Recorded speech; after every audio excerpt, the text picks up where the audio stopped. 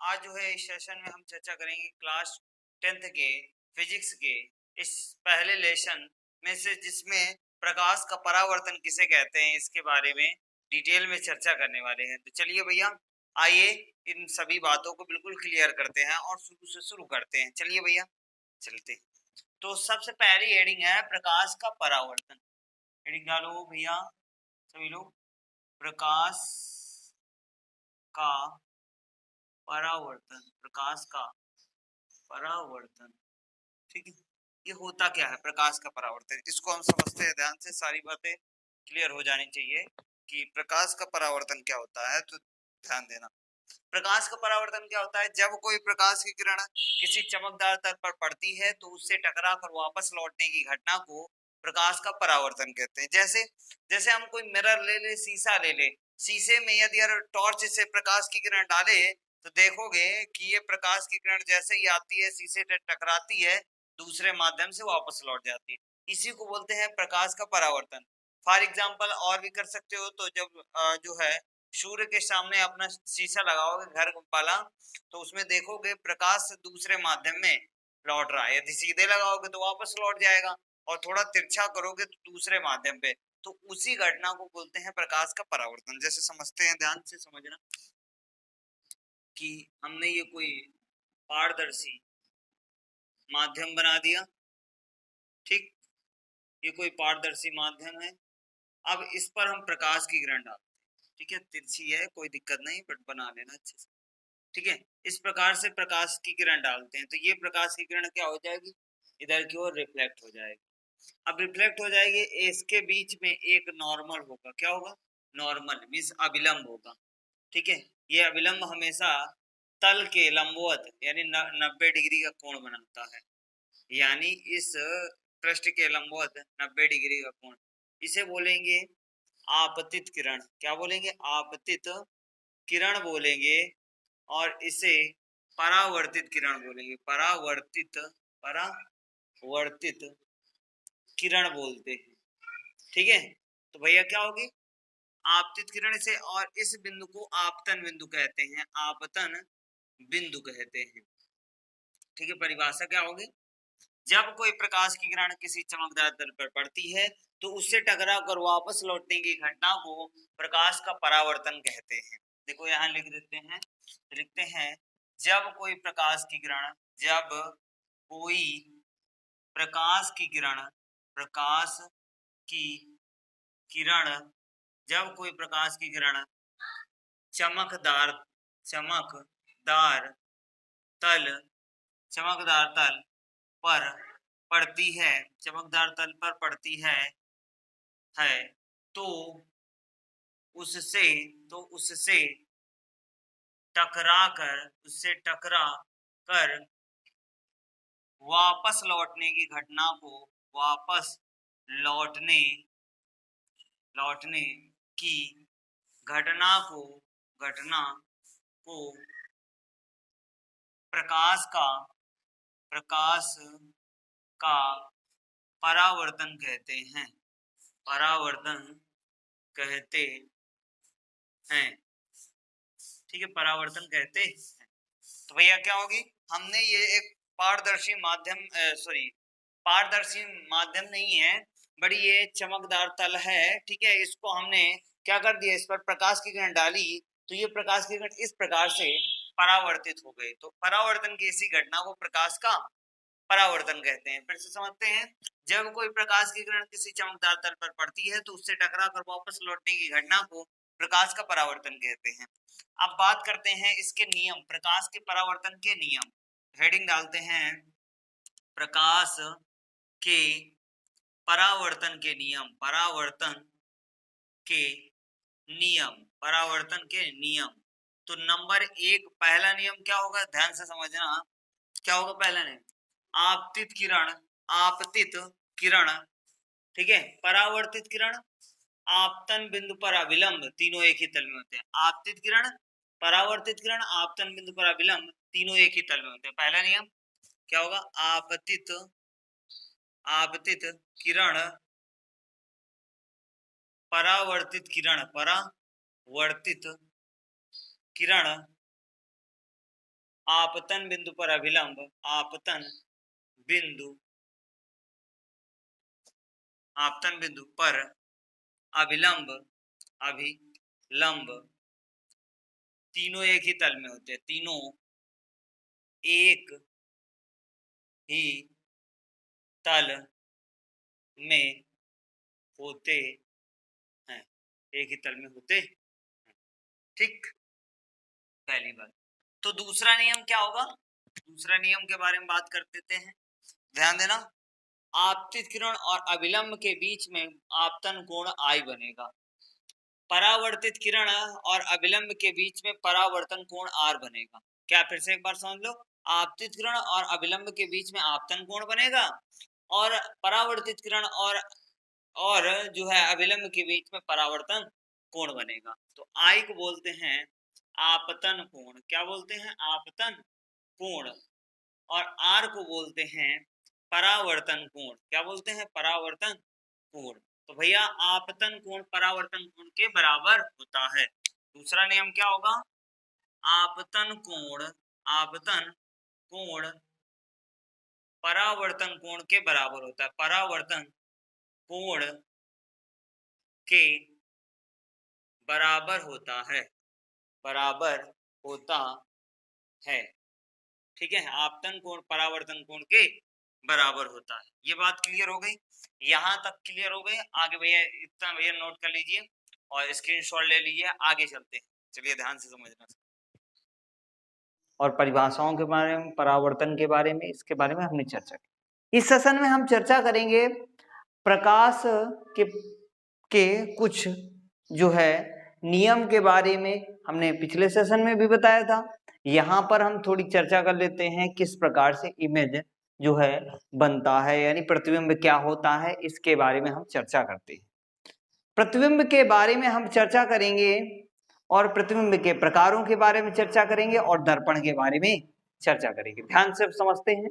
तो सबसे पहले हम चलते हैं प्रतिबिंब क्या होता है, इसके बारे में हम चर्चा करते हैं। तो ध्यान से देखना सभी लोग। सबसे पहले हम बात करते हैं प्रतिबिंब, ठीक है। प्रतिबिंब होता क्या है, तो परिभाषा होगी किसी बिंदु वस्तु से चलने वाली प्रकाश की किरण परावर्तन के पश्चात जिस बिंदु पर मिलती अथवा मिलती हुई प्रतीत होती है उसे उस बिंदु का प्रतिबिंब कहते हैं। अब जैसा कि अब हम आगे इसके बारे में डिटेल में समझाएंगे कि प्रतिबिंब कैसे बनता है और कैसे जो है आभासी प्रतिबिंब का निर्माण होता है। जैसा कि हम जो है चर्चा करते हैं जो है प्रतिबिंब की परिभाषा के बारे में। तो भैया सबसे पहले प्यारे बच्चों हमें ये बात क्लियर होनी चाहिए कि प्रतिबिंब की परिभाषा क्या होती है। यदि प्रतिबिंब की परिभाषा याद हो गई तो तुम्हें यह भी याद हो जाएगा कि आभासी प्रतिबिंब और वास्तविक प्रतिबिंब की परिभाषा भी याद हो जाएगी। उसी से रिलेटेड है परिभाषा, बहुत ही ध्यान से समझना। तो हम बात करते हैं प्रतिबिंब की। तो किसी बिंदु से चलने वाली प्रकाश की किरण परावर्तन के पश्चात जिस बिंदु पर मिलती अथवा मिलती हुई प्रतीत होती है उसे उस बिंदु का प्रतिबिंब कहते हैं, ठीक। पहली बात, जैसा कि प्रतिबिंब जो है दर्पण लेते हो क्या, यूज भी करते हो, देखते हो, है ना, अपनी शक्ल देखते हो, ठीक है। शक्ल मतलब कैसी शक्ल बनी है, ठीक है। हाँ, तो अलग अलग प्रकार की शक्लें होती हैं, किसी की काली शक्ल, किसी की गोरी शक्ल और किसी की जो है कटहल जैसी शक्ल। तीसरी प्रवृत्ति बताई गई है गोरा, काला और तीसरा कटहल, ठीक है। खाने वाला कटहल नहीं, वो समझ पा रहे हो, ठीक है। तो कटहल की भी प्रवृत्ति होती है, उस पर चर्चा नहीं करते हैं, हम बात करते हैं इसी पर, ठीक है। तो यहां पर हम बात करते हैं प्रतिबिंब के प्रकार। प्रतिबिंब दो प्रकार के होते हैं। कितने प्रकार के होते हैं, ये दो प्रकार के होते हैं। कौन कौन से, वास्तविक प्रतिबिंब, आभासी प्रतिबिंब। वास्तविक प्रतिबिंब जिसे इंग्लिश में रियल इमेज कहते हैं और आभासी प्रतिबिंब जिसे वर्चुअल इमेज कहते हैं। इतनी बात सबको क्लियर हुई, ठीक है। अब हम बात करते हैं, हेडिंग डालते हैं वास्तविक प्रतिबिंब, ये क्या होता है। तो सबसे पहले हम बात करते हैं वास्तविक प्रतिबिंब क्या होता है, रियल इमेज क्या होता है। तो परिभाषा वहीं से हमने बनाई है, ध्यान देना, सारी बातें वहीं से क्लियर करना। तो हमने क्या बताया था, किसी बिंदु, दोनों रिलेट करना, किसी बिंदु वस्तु से चलने वाली प्रकाश की किरण परावर्तन के पश्चात जिस बिंदु पर मिलती, जिस बिंदु पर वास्तव में, यहां शब्द हमने क्या जोड़ा, जिस बिंदु पर वास्तव में मिलती हैं उसे उस बिंदु का वास्तविक प्रतिबिंब कहते हैं। इसे पर्दे पर प्राप्त किया जा सकता है या इसमें पर्दे पर लिया जा सकता है। क्या वास्तविक प्रतिबिंब को पर्दे पर लिया जा सकता है? जैसे हम सपोज करते हैं वास्तविक प्रतिबिंब, जैसे हम यदि तुम जो है मोबाइल से जो है या लैपटॉप से हमको देख पा रहे हो, ये हमारा वास्तविक प्रतिबिंब नहीं है, ये आभासी प्रतिबिंब है। अब देखो वास्तविक प्रतिबिंब क्या होता है, जैसे कि हम जो है ऑफलाइन क्लासरूम में पढ़ा रहे हैं तो ये हमारा वास्तविक प्रतिबिंब होगा। जैसे हम आपके सामने आ जाए, सामने आके पढ़ाएं तो वो वास्तविक प्रतिबिंब होगा। और यदि मोबाइल के माध्यम से आभासी प्रतिबिंब, जिस प्रकार मोदी जी जो है भाषण नहीं देते हैं तो भाषणों को जो है क्या भैया वास्तविक देखते हो क्या, उनको वास्तविक उसके लिए जहां जाएंगे वहां जाना पड़ेगा। और आभासी देखना है तो अर्थात मोबाइल टीवी में आसानी से देखा जा सकता है। तो आज ये बात करते हैं आभासी प्रतिबिंब में किसी बिंदु से चलने वाली प्रकाश की किरण, किसी बिंदु से चलने वाली प्रकाश की किरण, वहां से रिलेट करना, उसी से हमने बनाई है। बस शब्द क्या है, मिलती अथवा, ये शब्द हटा दिया है। तो क्या किसी बिंदु से चलने वाली प्रकाश की किरण परावर्तन के पश्चात जिस बिंदु पर मिलती हुई प्रतीत होती है, मिलती हुई प्रतीत होती हैं, उसे उस बिंदु का आभासी प्रतिबिंब कहते हैं। भैया उसी से हमने परिभाषा बनाई है, पहले में मिलती, वास्तव में मिलती हैं, दूसरे में हमने इतना हटा दिया मिलती हुई प्रतीत होती है। ठीक है, तो इसे पर्दे पर नहीं लिया जा सकता या इसे पर्दे पर नहीं प्राप्त किया जा सकता, इसकी फोटो ली जा सकती है। क्या फोटो ली जा सकती है। तो इतनी बात समझ में आई, इतनी बात सबको क्लियर हुई। तो भैया स्क्रीनशॉट लेना हो जिस बच्चों को ले लो, उसके बाद आगे हम चर्चा करते हैं दर्पण के बारे में। हम दर्पण के बारे में बात कर रहे हैं। ठीक है, दर्पण क्या होता है तो इसको हम समझते हैं, इंग्लिश में इसे मिरर बोला जाता है। तो इसकी परिभाषा क्या होगी, कांच की बनी एक ऐसी पट्टिका जिसके एक तल पर पॉलिश, जिसके एक तल पर पॉलिश तथा दूसरा तल चमकदार हो उसे दर्पण कहते हैं। जैसा कि हमने दर्पण का जो है चित्र बनाया है, मतलब जो है घर में जो यूज करते हो दर्पण, शीशा, जो वही है दर्पण जिसका यूज हम घर में करते हैं। तो क्या होगा, यहां पर परिभाषा क्या होगी, जिसके एक तल पर पॉलिश तथा दूसरा तल चमकदार हो उसे दर्पण कहते हैं। अब दर्पण के प्रकार के बारे में बात करते हैं तो ये दो प्रकार का होता है, एक होता है समतल दर्पण और एक होता है गोली दर्पण। समतल दर्पण क्या होता है, समतल दर्पण कांच की बनी एक ऐसी समतल पट्टिका, ये परिभाषा इससे रिलेट करना, कांच की बनी एक ऐसी समतल पट्टिका जिसके एक तल पर पॉलिश तथा दूसरा तल चमकदार हो उसे समतल दर्पण कहते हैं। क्या, कांच की बनी एक ऐसी समतल पट्टिका जिसके एक तल पर पॉलिश तथा दूसरा तल चमकदार हो उसे दर्पण कहते हैं।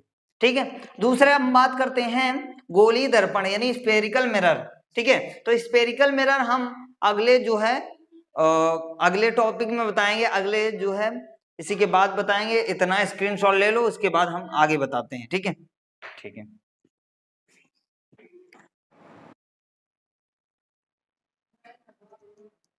हम बात करते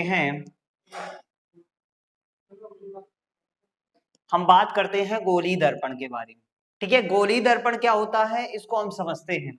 तो गोली दर्पण की परिभाषा क्या होगी, इससे स्फेरिकल मिरर बोला जाता है इंग्लिश में। तो परिभाषा को हम देखते हैं, क्या है, कांच के खोखले गोले के द्वारा काटा गया वह भाग जिसके एक तल पर पॉलिश तथा दूसरा तल चमकदार हो उसे गोली दर्पण कहते हैं। कहने का मतलब यह है, हमने कोई कांच का एक पत्थर लिया और कांच का एक टुकड़ा लिया जिसको एक कटोरे यानी गोल आकृति का, उससे हमने काटा, तो काटा गया जो भाग होगा, ठीक है, काटा गया जो भाग होगा उसे क्या कहेंगे, गोली दर्पण कहेंगे।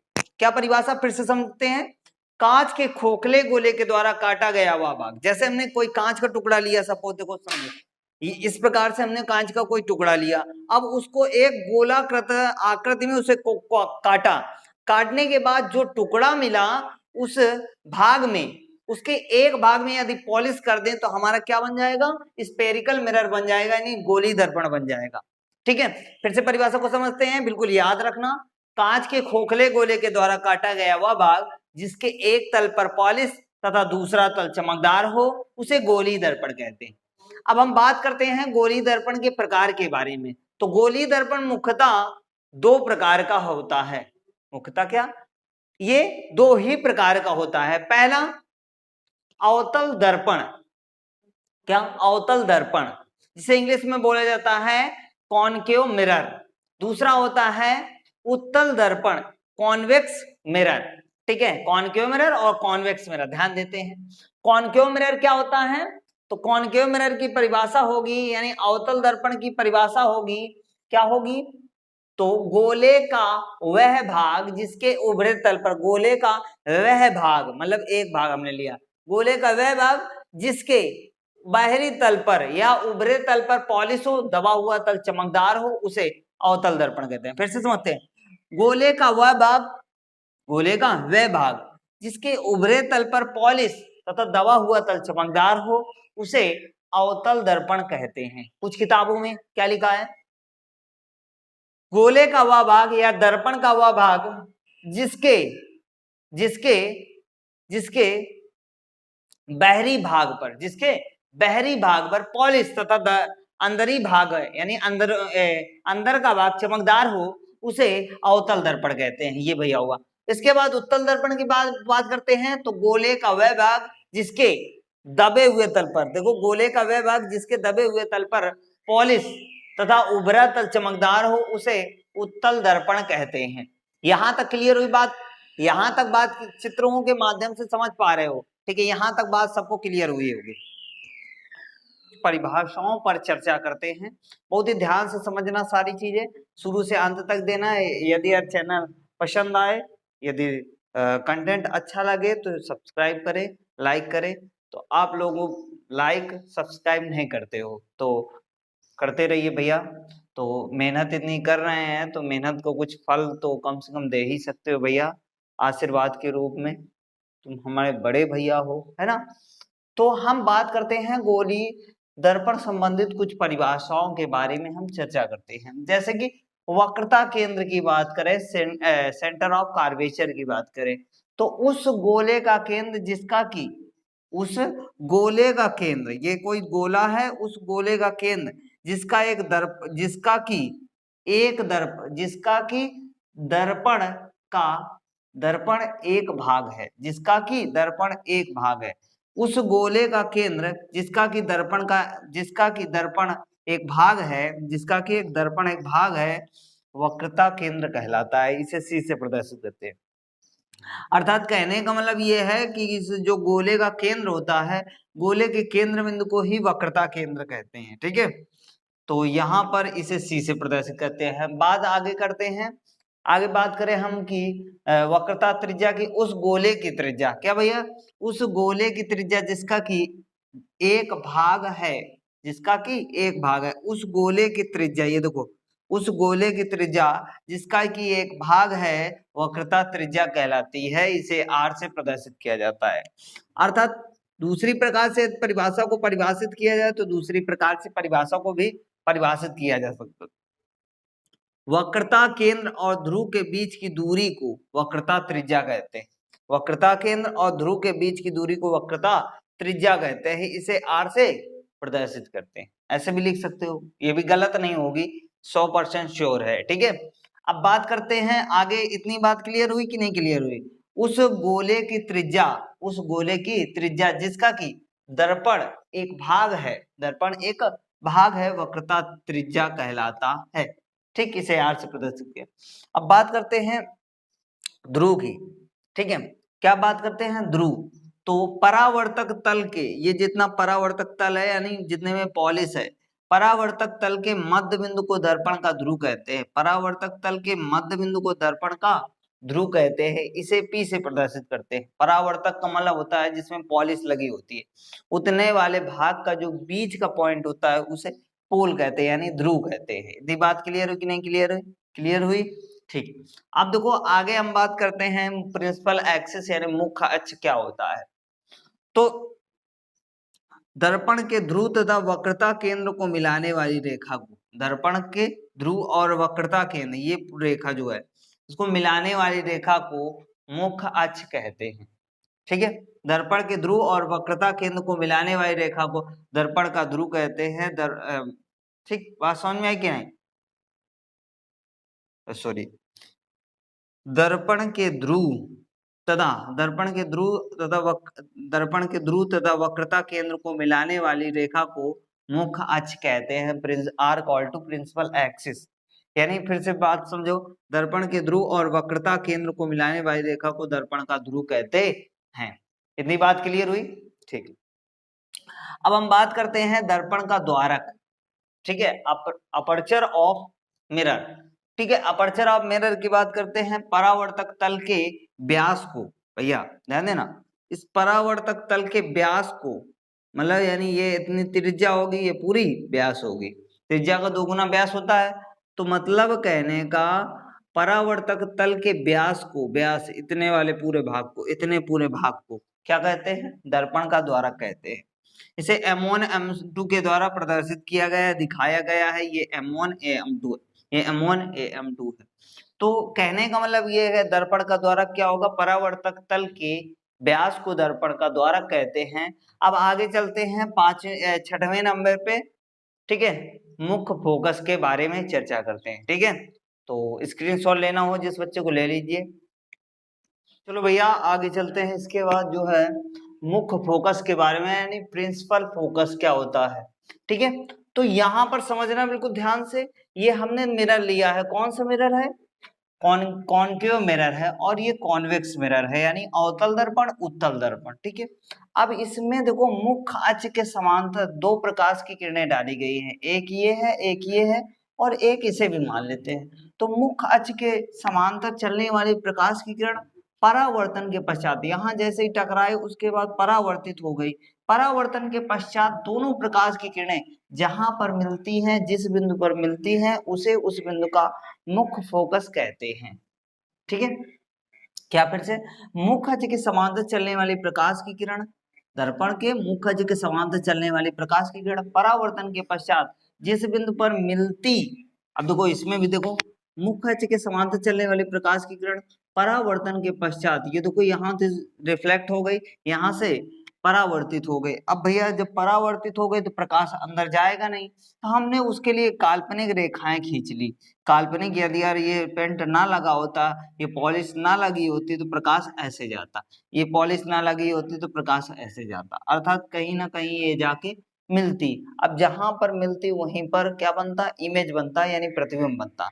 तो अब बात करते हैं सबसे पहले, तो मुख्य अक्ष के समांतर चलने वाले प्रकाश की किरण परावर्तन के पश्चात जिस बिंदु पर मिलती, अब देखो जिस बिंदु पर वास्तव में मिलती है यहाँ पर, और यहाँ पर मिलती हुई प्रतीत होती है, अर्थात दोनों में डिफरेंस क्या है?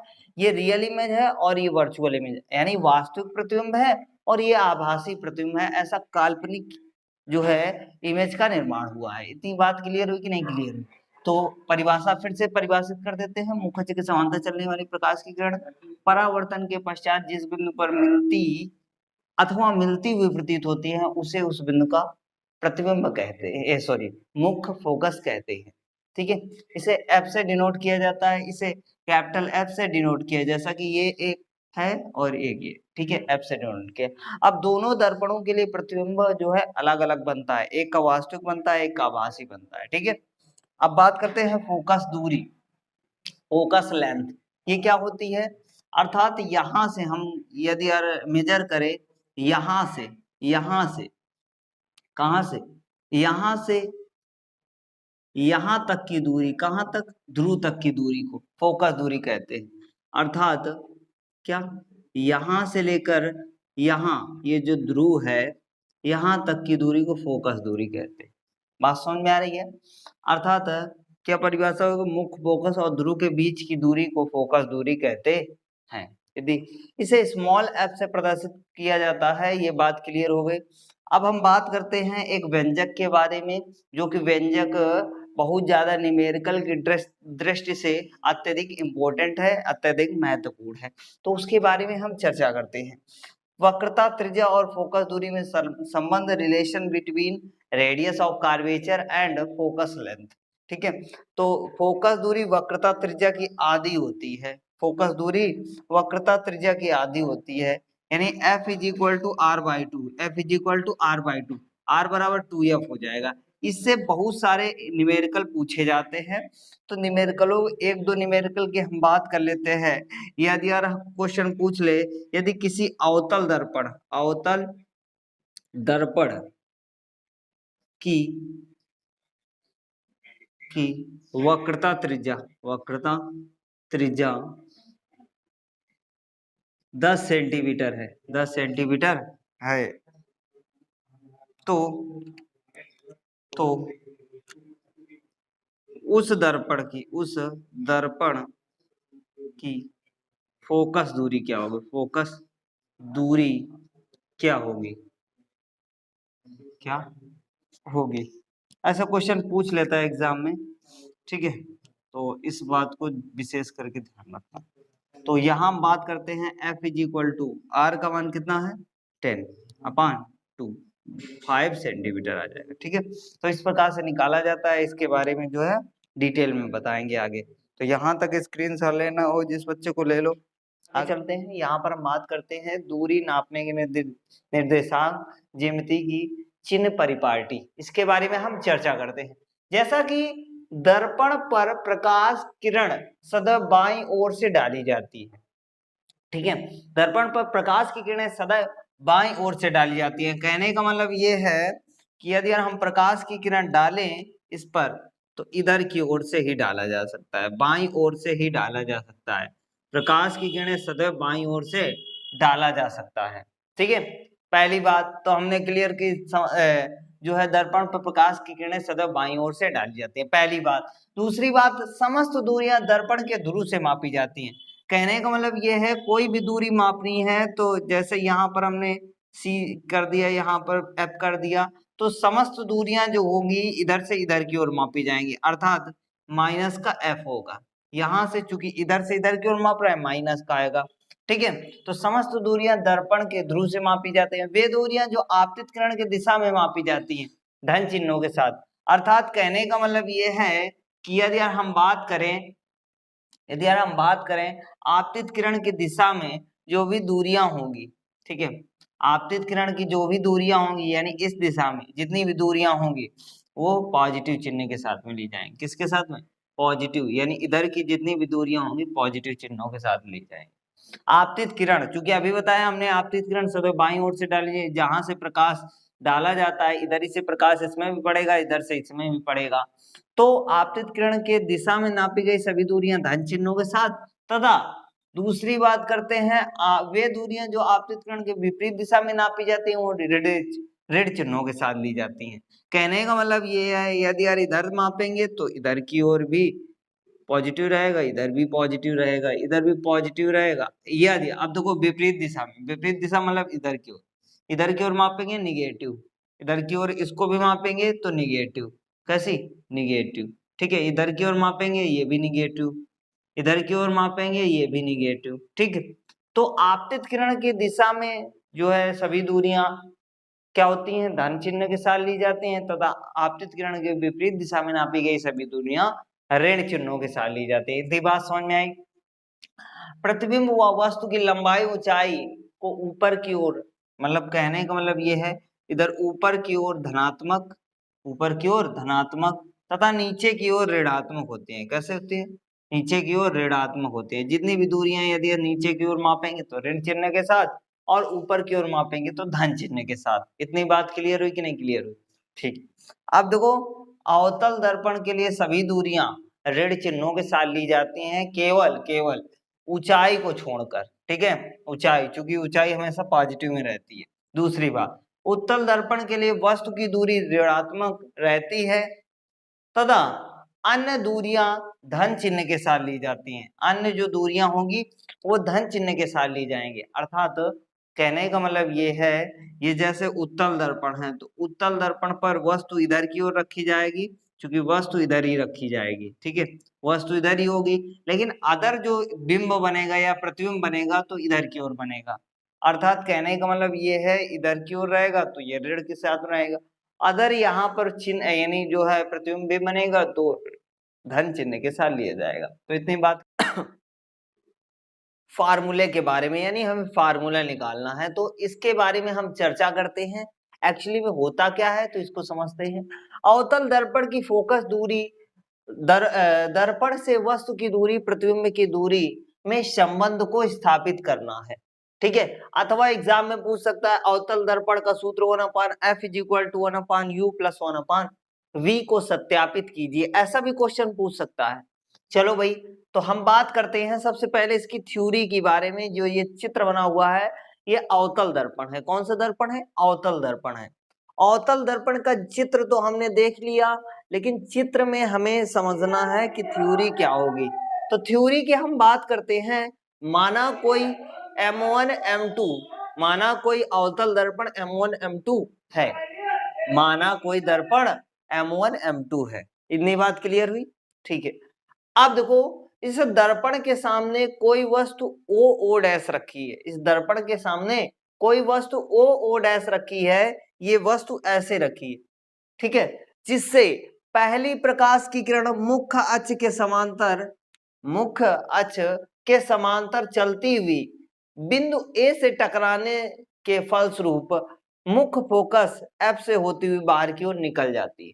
पहली थ्योरी फिर से समझना। माना कोई वस्तु O डैश है, ठीक है, जिसे पहली प्रकाश की किरण मुख्य अक्ष के समांतर बिंदु A से टकराने के फलस्वरूप मुख्य फोकस से होती हुई बाहर की ओर निकल जाती है। ये पहली बात हुई। तथा दूसरी प्रकाश की किरण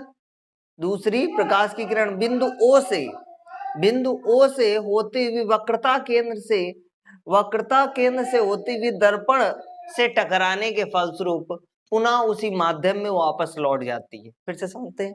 दूसरी प्रकाश की किरण वक्रता केंद्र से होती दर्पण पर टकराने के फलस्वरूप पुनः उसी माध्यम में वापस लौट जाती है। तो इतनी बात क्लियर हुई कि नहीं क्लियर हुई? ठीक है। अब देखो ये थ्योरी हुई। अब देखो, जहां पर ये दोनों प्रकाश की किरणें जाकर मिलती हैं वहीं पर प्रतिबिंब का निर्माण होता है। अर्थात I डैश क्या है? इमेज है, यानी प्रतिबिंब है। तो यहाँ पर प्रतिबिंब बना। अब पूछ लेता है, कभी कभी एग्जाम में पूछ लेता है, जब वस्तु वक्रता केंद्र और अनंत के बीच रखी हो तो उसका प्रतिबिंब कहां पर बनेगा? तो जब वस्तु यहां पर रखी होती है तो उसका प्रतिबिंब क्या होता है भैया? वास्तविक, उल्टा तथा वस्तु से छोटा। तो ये थ्योरी लिख दे भैया। उससे मैंने मतलब है हमें सूत्र को समझना है कैसे। ठीक है, इतनी बात क्लियर हुई कि नहीं क्लियर हुई? समझ में आई सबको? ठीक। अब हम बात करते हैं, यहां पर देखते हैं बेटा कुछ त्रिभुज। ये देखो O डैश C, ये वाला त्रिभुज, इस वाले त्रिभुज क्या I डैश C। देखो ध्यान देना, O डैश C ये एक त्रिभुज, दूसरा I डैश C ये त्रिभुज। अर्थात ये त्रिभुज इस त्रिभुज के बराबर है। ठीक है, तो ये समरूप त्रिभुज है। तो लिखेंगे त्रिभुज, क्या होगा? त्रिभुज O डैश C तथा त्रिभुज I डैश C क्या है? समरूप है। कोण क्या है? समरूप त्रिभुज है, समरूप त्रिभुज है। इतनी बात क्लियर हुई? अब देखो यहां पर हम समझते हैं समरूपता की प्रमेय क्या होती है।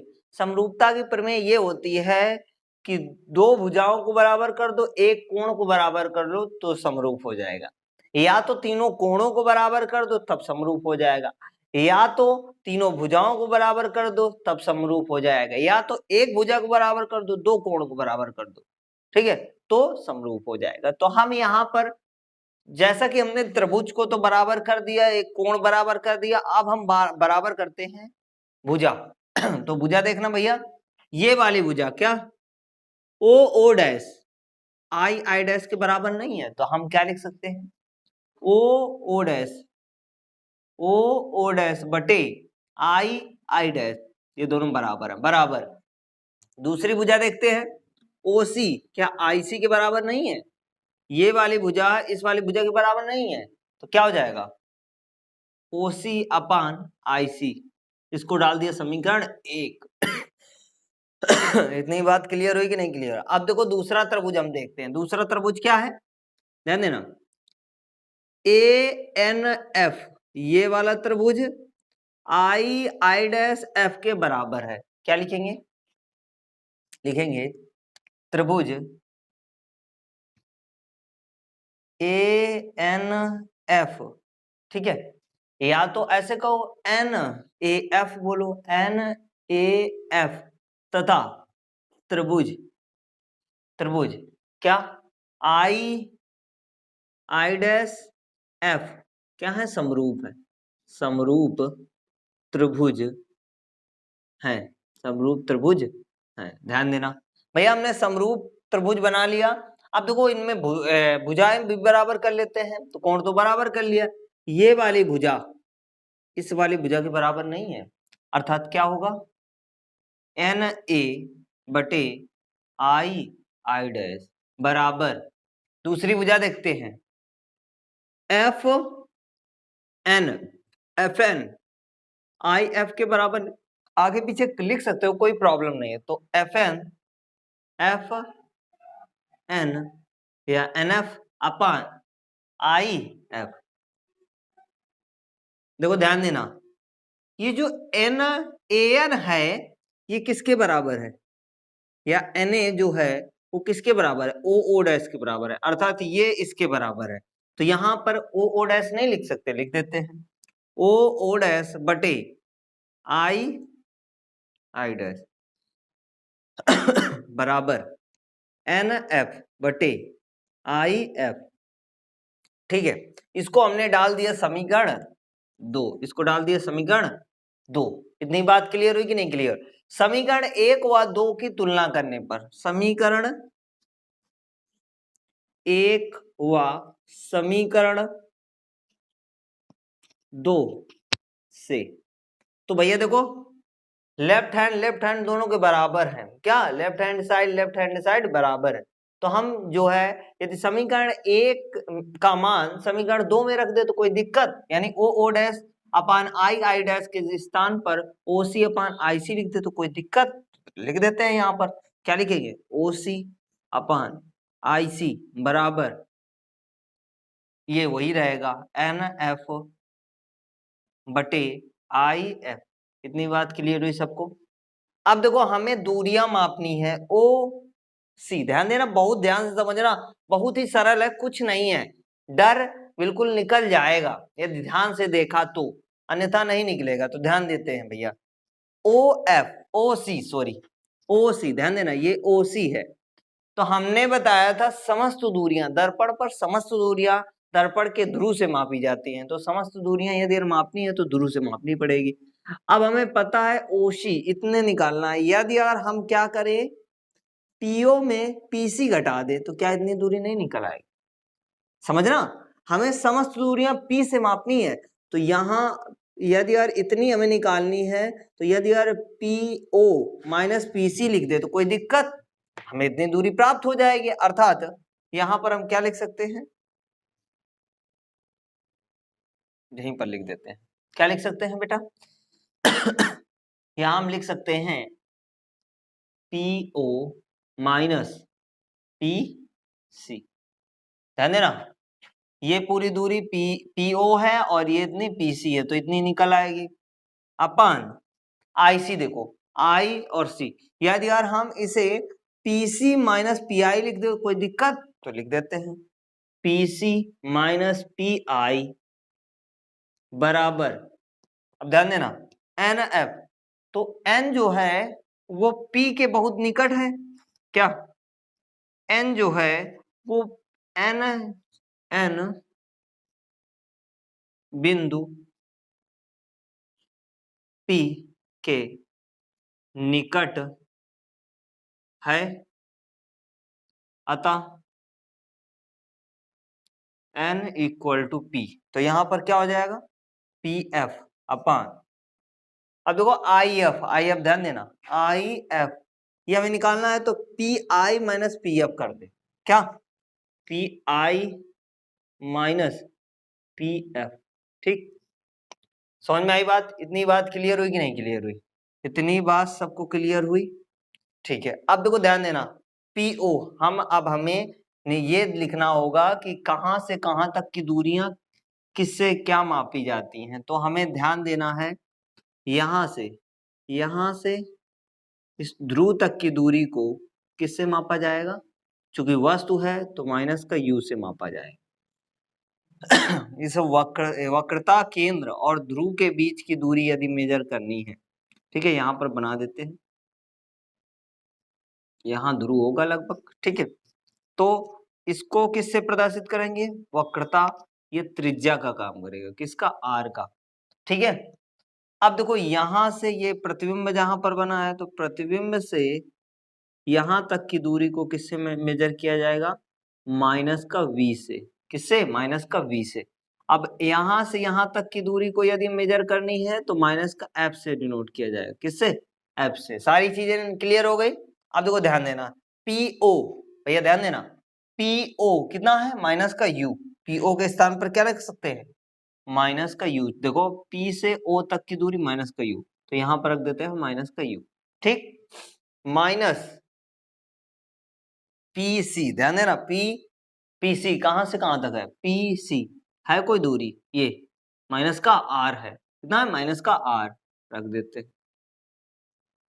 अपान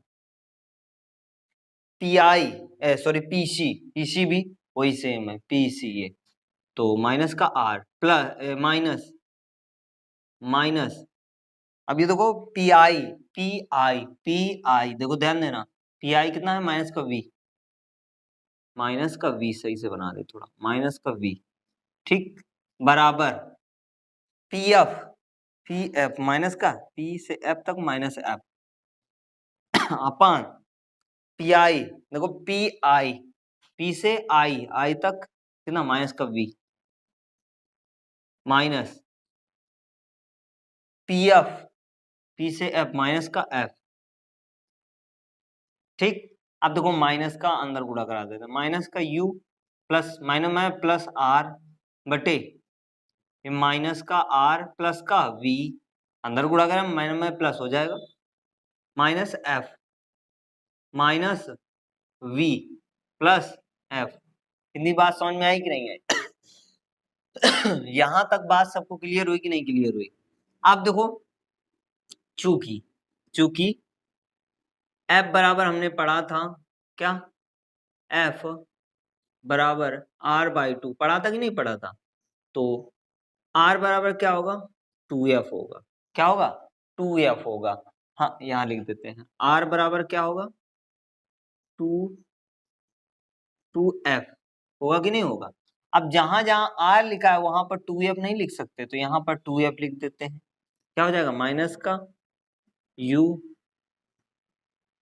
प्लस का 2F upon minus 2F plus V minus F upon minus V plus F। Cross multiplication करा देते हैं, तिर्यक गुणा, इसका इसके साथ में करा देते हैं, तो पहले हम इसका इसके साथ में कराते हैं, इसका इसके साथ में, तो F, ध्यान देना, F का इसके साथ में कराते हैं, क्या हो जाएगा, माइनस का F 2F plus V equal to, इन दोनों का कराते हैं, माइनस का V plus F into minus का U प्लस 2F, ठीक। इतनी बात क्लियर हुई कि नहीं क्लियर हुई? यहां तक सबको बात क्लियर हुई कि नहीं क्लियर हुई?